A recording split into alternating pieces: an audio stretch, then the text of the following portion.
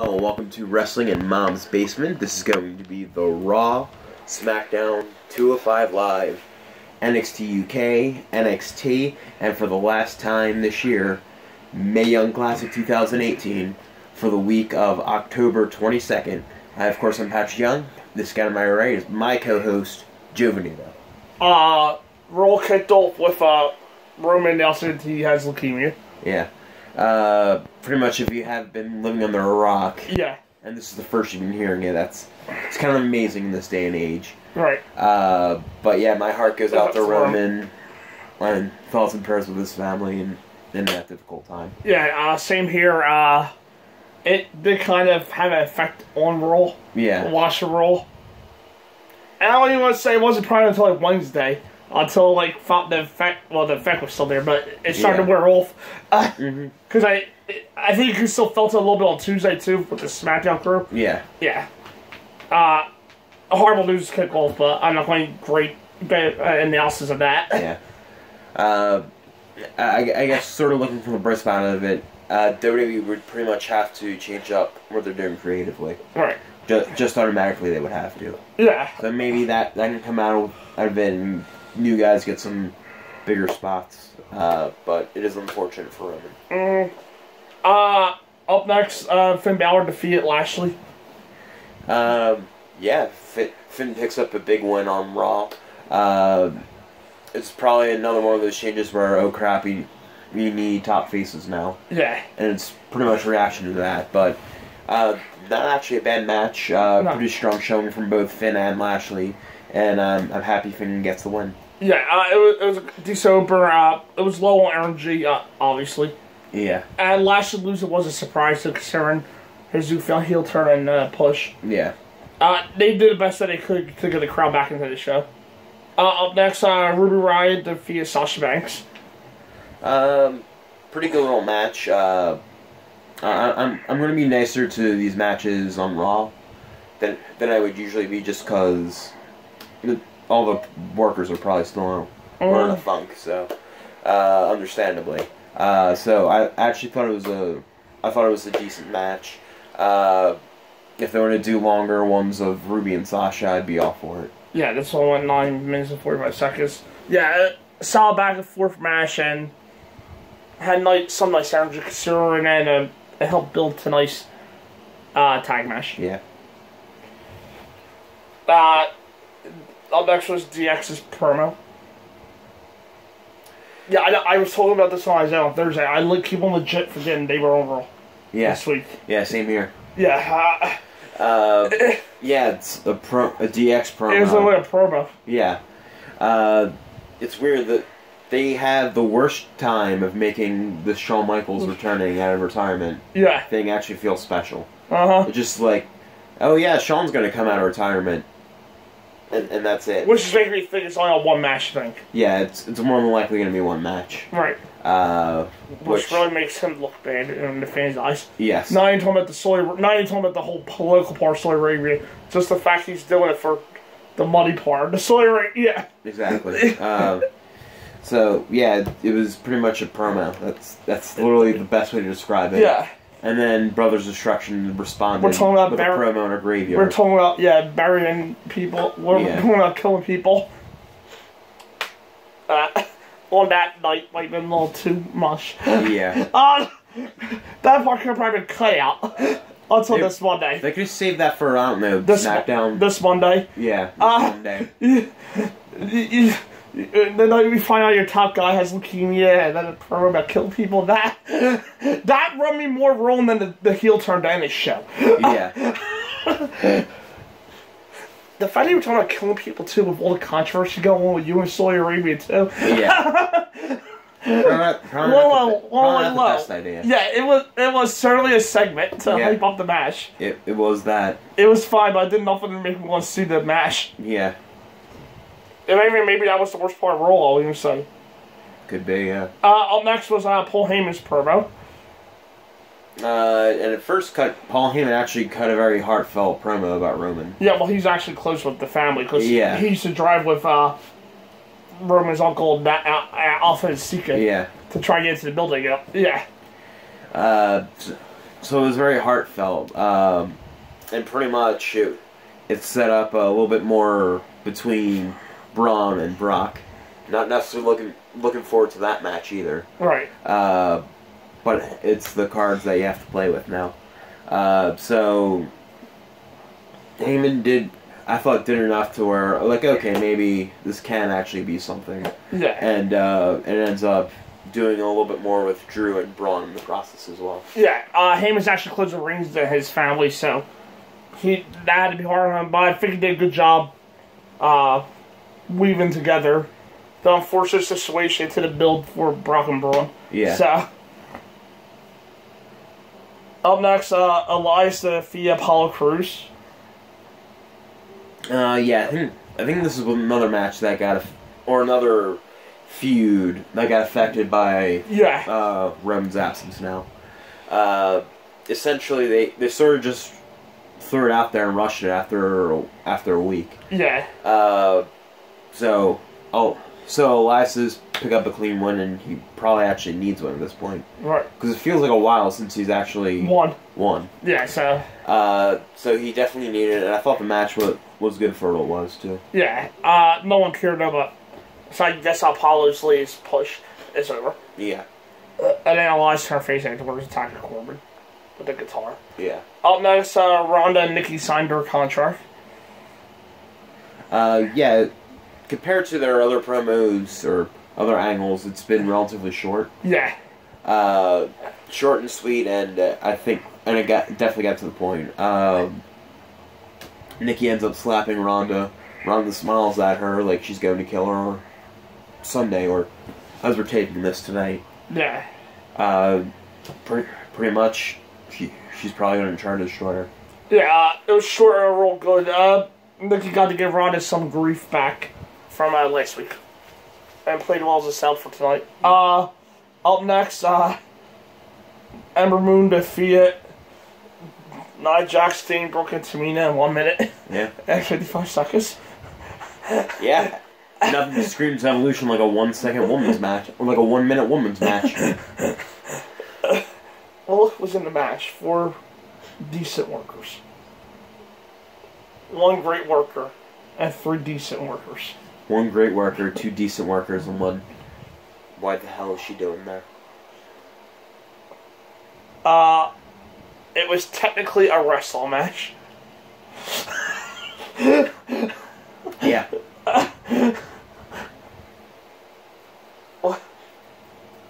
And in the main event, Dean Ambrose and Seth Rollins defeated Dolph Ziggler and Drew McIntyre to win the World Tag Team Championships. And what was usually match of the night, too. Yeah. Yeah, I think the crowd definitely was solidly behind the Shield, for obvious reasons. So it created a pretty good moment when the Shield actually finally won the Tag Team Championships. But the surprise of the night, I didn't even expect this to come this night. Yeah. Was Dean Ambrose turning on Seth Rollins as the Tag Team Champions, too. So that's going to be interesting going forward. If they wanted to turn one of them, I think this probably was going to be the ballsiest night to do it. Yeah. And probably the night where it would work the best, too. So yeah. I actually personally don't have any problems with it. Yeah. There's a lot of unpack here. I first said the match was very good. And it had a lot of heat for the pots for the title change. Yeah. The ref bump and run-in finish is far from my favorite parts. But it played well into continuing Braun and Drew, too, so. Yeah. I'll be also for Drew added into the Braun Brock match. As long as he doesn't get pinned. Yes. Or if he wins personally. If somebody wins, they pin Brock. Right. You don't want Brock, so I'm guessing. No. You know who's winning, right? Probably. Okay. His fight's come up in like 2-3 months. Yeah. 4 months, yeah.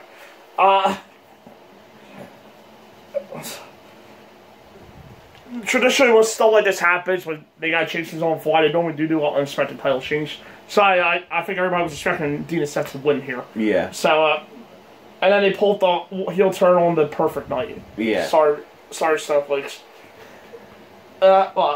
Sorry, snowflakes. Yeah. Stop being so soft. Yeah. And he had perfect time following Roman's announcement, and and the title change, which that's why I didn't expect it to. Yeah.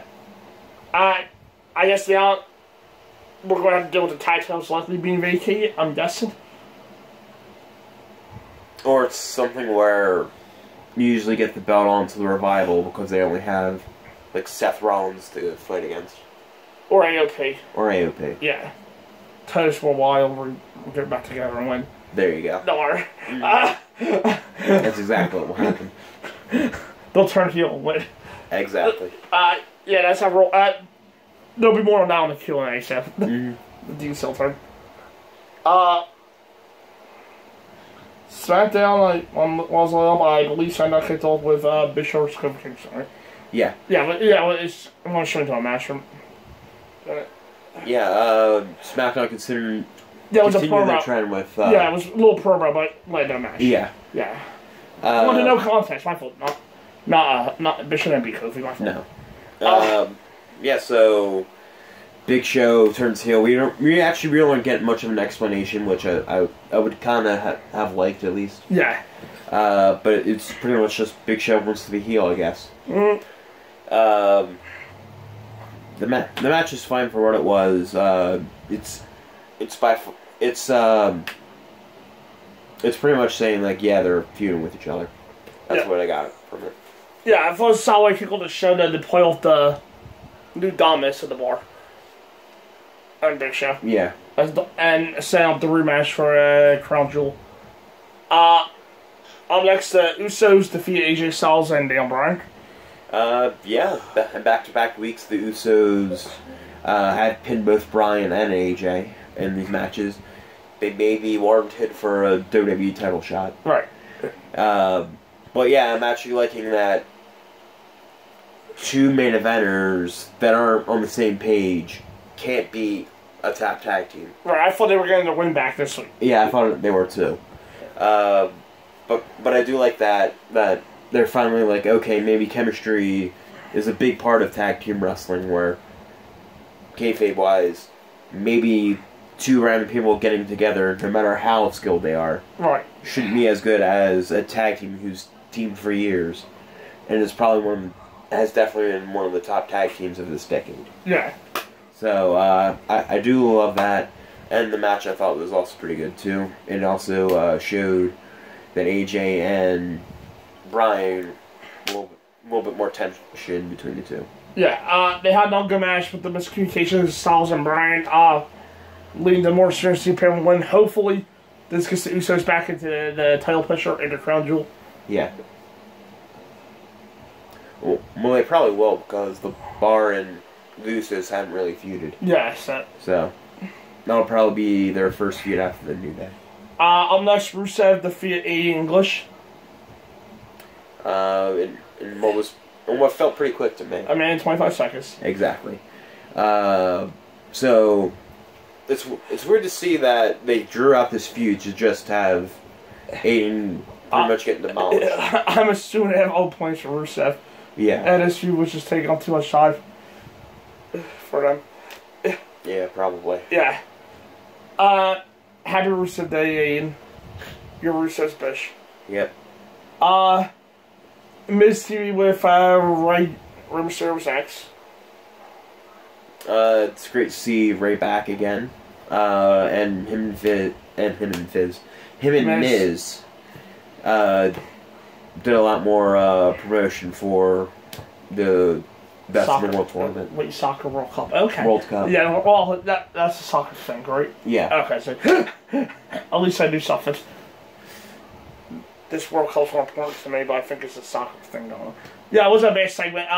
Miz is great douche as usual, and Ray working with him sounds like a fun early program for Ray back. Up next, Rey Mysterio defeat The Miz. Yeah. Again, it's good to have Ray back in the ring. And I thought him and Miz put on a good match. Yeah, it was pretty good. Probably my favorite on SmackDown today. Yeah. Yeah, it was a pretty good match. Ray picked up another win ahead of Crown Jewel. Look at that. I'm calling it by his name this week. Not Blood Money. It was Crown Jewel, dollar bill, y'all. Yeah, I'm not calling it by one of my million names for it. I'm calling Crown Jewel. And game momentum for the World Cup to determine the best in the world. Up next, Naomi Asuka was supposed to face Mandy and Sonya, but every SmackDown woman decided. The Rumble. Yeah. Asuka Sentinel. I'm really hoping that's foreshadowing Sunday. Win. Yeah, winning the Battle Royal for a title shot. Yeah, it was the old everyone not regularly on TV. Yeah. Or without solid story brawl. Pretty much, yeah. Oh, the usual Battle Royal booking. It was fine, but predictable. And the main event, Randy Orton defeated Jeff Hardy while Jeff Swanton was on free TV. Yeah. We got a little bit of more continuation of Jeff versus Orton. While he's Swanton concrete floors on TV. Yeah. Jeff still crazy as always. But you know, pay-per-view now. Giving away on SmackDown. Yeah, I thought the match was very good. I do like Jeff and Orton's chemistry together, and pretty much they played off of their feud that just happened. Orton put his finger in Jeff's ear hole. Yeah. Yeah, pretty much they continued whatever they had. One of these days he's going to tear Jeff a new hole. Yeah. Yeah. I'm convinced he's going to rip his ear straight off at one point. Yeah, it was a pretty good match. I'm assuming they're setting Orton up for AJ for the Rumble, the way it looks like it's going now. Or TLC. Yeah. I don't know, maybe even some other shares. But because Orton's, I believe, been undefeated since he's been back. I believe you're right. So, feels like he would be next in line. And then they'll move Orton to roll to fill up the roster. Yep. Right before we get... but you know they will. Yeah, they probably would. NXT UK. That was the first one that came up. That would technically be next in line. Yeah. So yeah. NXT UK kick off with Ligro defeating Wild Boar. Wasn't necessarily the biggest fan of Wild Boar. Right. But El Ligero, I think his name is. I didn't call him L. I called him Ligero. I messed up his name and forgot the L. L Ligero. Does it actually say? Well, they have Ligero. Alright. But they say L, I think. Alright, well, we'll go with the masked man with the bull on his head. Yeah. Going by that, Ligero. Ligero. Okay, so much. Yeah, I did like his offense, and I thought it was a lot of fun to see. Maybe he should have a better opponent just to be a little bit more of a showcase for him. Yeah, it was solid fun. The crowd was invested in Ligero, right? Yeah. To me, he kind of has a Sami Zayn, El Generico vibe to him. I could say it. As the fun underdog babyface. Mm-hmm.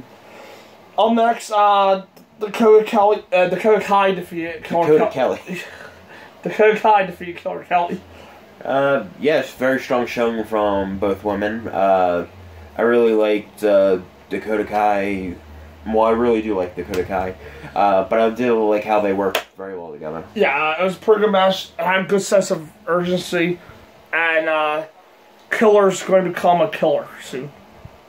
In this division, I think, with her performances. Yeah. Eventually she's going to get a shot at the brass ring. Yeah. Up next, Ashley Smith defeated Tucker. Yeah, I thought Ashley Smith had a pretty good showing. Tucker, I thought, did okay. All in all, not a bad showcase though. Yeah, it was a solid back and forth match, but the crowd was as invested as it was the previous two. Yeah. Or when Zach Gibson got his shoes from. Yeah. Had people take off their shoes, which was a thing that happened.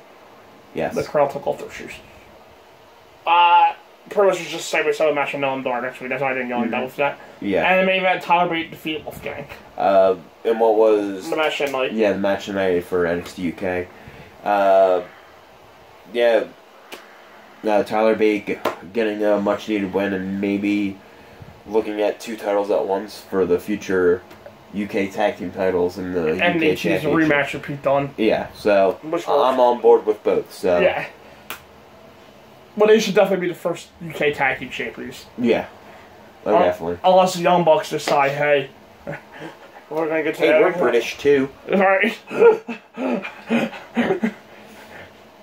Are you don't think they're not thinking about Mario potentially for that? Oh god, yeah. Okay. Yeah, I'm pretty sure Pete does hold the championship until Mario eventually size at this rate. Yeah. Probably. I'm pretty sure. 205 Live kicked off with Mike Kanellis defeating Lindsay Dorado. Yeah, very good first strong match for Mike Kanellis. To start his new run on 205 Live. Maria looked fantastic. Yeah. And I thought Mike also looked very good for his debut match on 205 Live. Yeah, it was a real good match. It did kind of feel like more of a showcase for Lindsay, though, at times, more than Mike at times. Lindsay was on offense, great, doing cool stuff in the beginning, and then I can see that because TJ Lindsay, is still in a feud. Yeah, still on those sort. But Mike came off as fine in his debut. That's also probably the right move for him too. Yeah, and the main event, full camera match. Mustafa Ali defeated Hideo Itami. My match of the week. Yeah. I thought it was fantastic. You said it earlier. You put Mustafa Ali in a Falls Count Anywhere match. Yeah, there goes your week. Mm-hmm. Pretty much there was crazy offense from Mustafa Ali. There was hard-hitting stuff from Hideo. It's the best you want from out of both guys. Yeah, it was a great match. They worked it with the tremendous aggression with their feud. And really played with the hate in the feud really well. And pace started slow, but built to the end. The match was 15:30. That might have been almost the longest match of the week, too. Probably was. Yeah. But in the end, too, Mustafa didn't only just win. He won in, like, the definitive way. Yeah. 450, not the 054 for the table to the outside. The table broke nice, too. Yeah.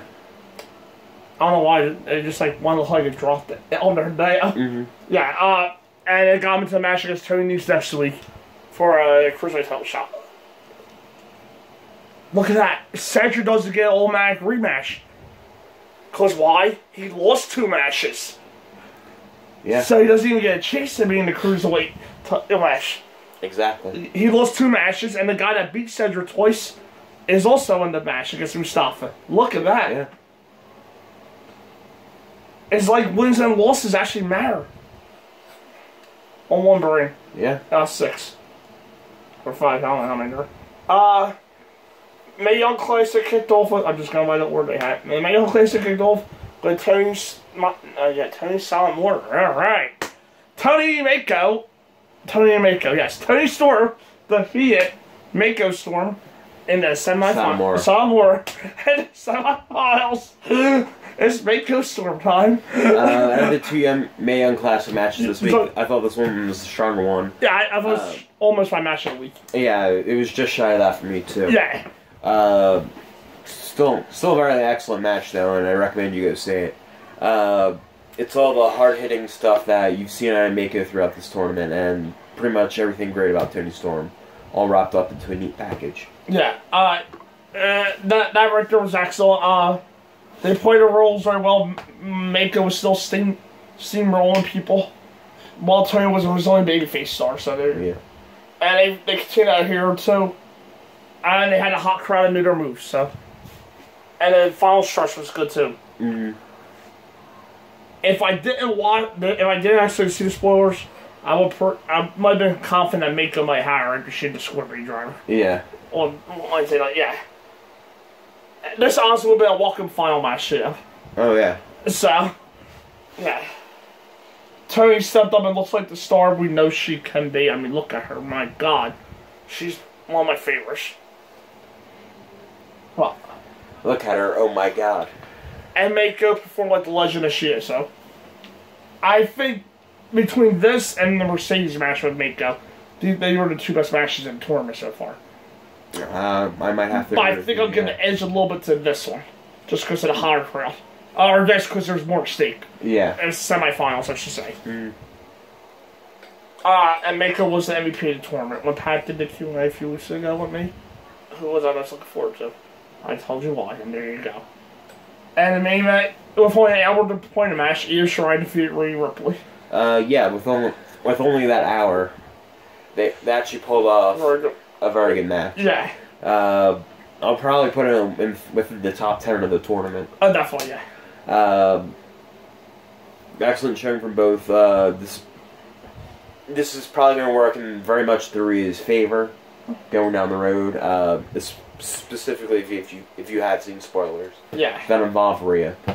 And I thought Io did very, for the lack of a better term, good lucha things. Yeah. Sorry, I didn't have anything there, but she did very well. I just say the growth from last year to this year, in terms of confidence and ring presence for Rhea, has been amazing. The difference in Rhea from last year to this year, and credit her hard work. It was a very good match, almost on the level of Tony versus Mako, but I don't think you quite had the drama or the crowd involvement because I think people knew from the moment Io was signed that she was winning. Yeah. Yeah. Io performed like I think we all know she would, but Rhea showed why she's going to be a star for the company. And then she dies on me. I mean, yeah, she's going to be a star. Hopefully she don't get called. She's only 22, right, Rhea? Yeah. Hopefully she don't get called for at least a good 7, 8 years. There you go. Has anybody ever been in NXT that long?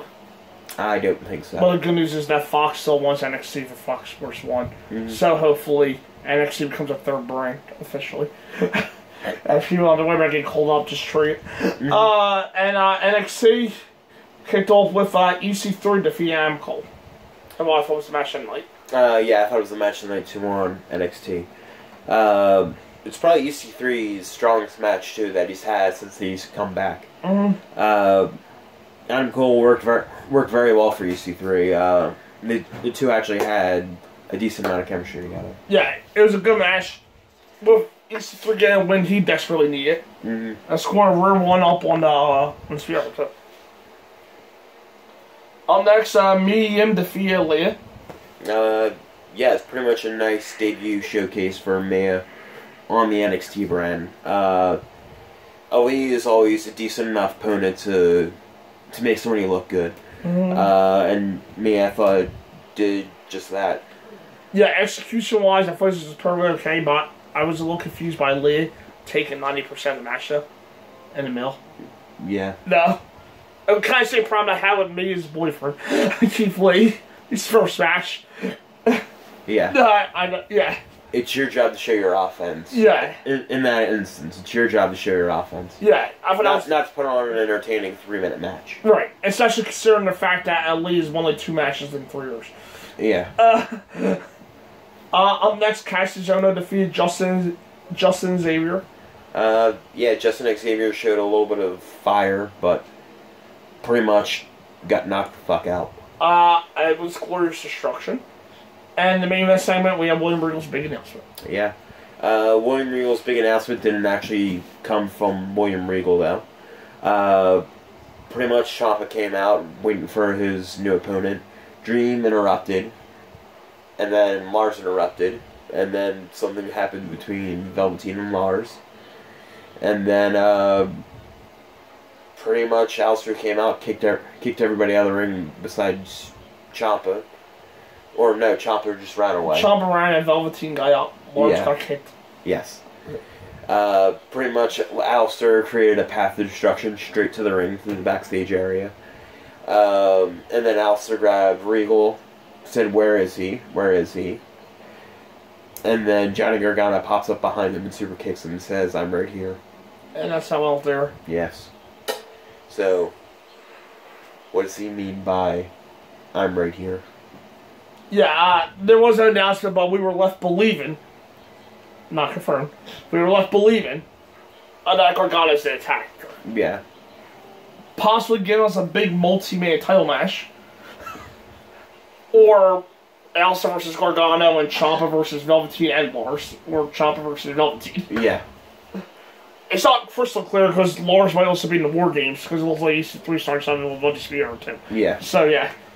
But it's not crystal clear, but I came over as extremely interested. So, we still have weeks to build the figure out, so. Exactly. And let it take shape. Boss of the week, I'm not doing one this week. No. Yeah. Overall, the shows were good. Mm-hmm. All 6 shows were good. The boss of the week will be Roman's announcement, I guess. Because that one stings the most. Yeah. It would sting the most, but... There wasn't really no major booking snafus this week. Yeah. Maybe, my fault. Maybe Leah taking up my percent of match, but that's a little thing. Maybe one. Yeah. It's a little complaint. So there's... All the shows were at least decent this week. It's probably one... Weirdly, it's weird to say this because of the first announcement of the week, but it's probably one of the best overall weeks we've actually had since we've been doing them. Yeah, with all the shows. Show of the week. Show of the week. I do have mine. Okay. 1, 2, 3. Mae Young Classic. Yeah, they literally had a very good match of the week contender that was just shy of beating the match of the week. Right. And then to compare it to 205 Live, they had a stronger second match. Compared to Mike and Lindsay. That's what it comes down to. They were my top 2 shows, though. Yeah. That would probably say, if I was ranking them, I guess NXT. Then NXT UK, then SmackDown, and Raw. Mm-hmm. But that's not taking off away from Raw this week. Yeah. The range is much better, where usually it's like this. Yeah. Now it's more like that. Yeah. Up next, we'll have our Monday Night War Week 15 review, so see you then. See you then.